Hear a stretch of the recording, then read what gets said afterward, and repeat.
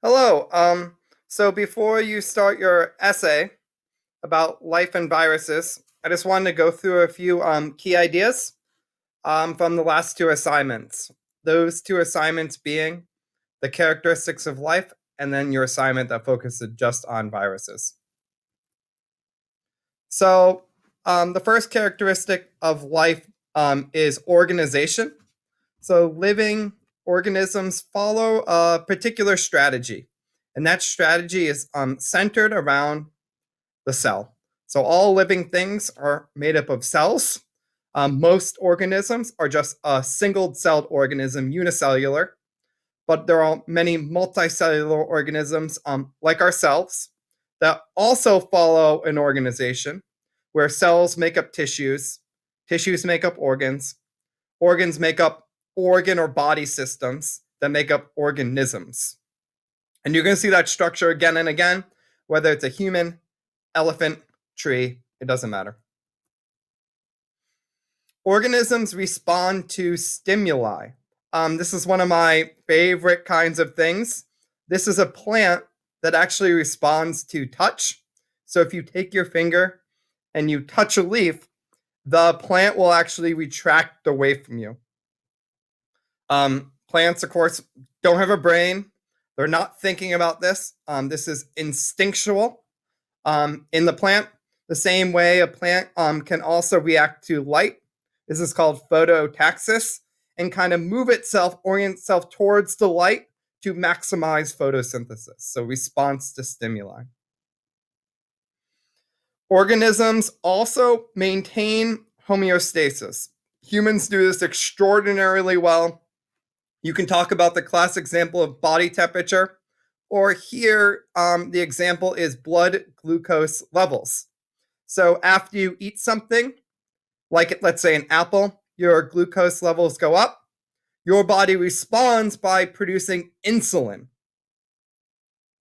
which makes the levels go down. If let's say you haven't eaten anything in a long time, the glucose levels in your bloodstream actually go below what they should be. Your body produces what's called glucagon, which triggers glucose to be released into your blood to create this stable level or homeostasis. Metabolism. So we've talked about metabolism a lot this year, particularly in plants, how plants are able to perform photosynthesis, taking energy from the sun and placing it in glucose, but also cellular respiration, where they take the energy in glucose and then store it in ATP for energy use in the cells. So all living things, metabolism. So living things don't only grow, but they develop here. So let me try to pick apart those two terms. So let's just talk about the caterpillar to start. The caterpillar can grow. It can go from a small caterpillar to a large caterpillar by using the cell cycle. But it also can develop from an egg to a caterpillar to a chrysalis to a butterfly. Living things often do both. They don't only grow in size, but they develop, they change. Their cells get specialized. They might change how they look in drastic ways, like a butterfly. Organisms reproduce.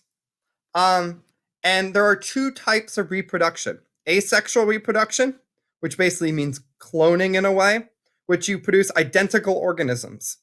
This is in Colorado. This is a 106-acre stand of aspen trees that are all identical trees. This tree can send up new trees off its root. So this organism is 106 acres in coverage. It's called Pando, considered the largest organism in the world. Or you can perform sexual reproduction, like in us, which the key is you have two people now, a mother and a father.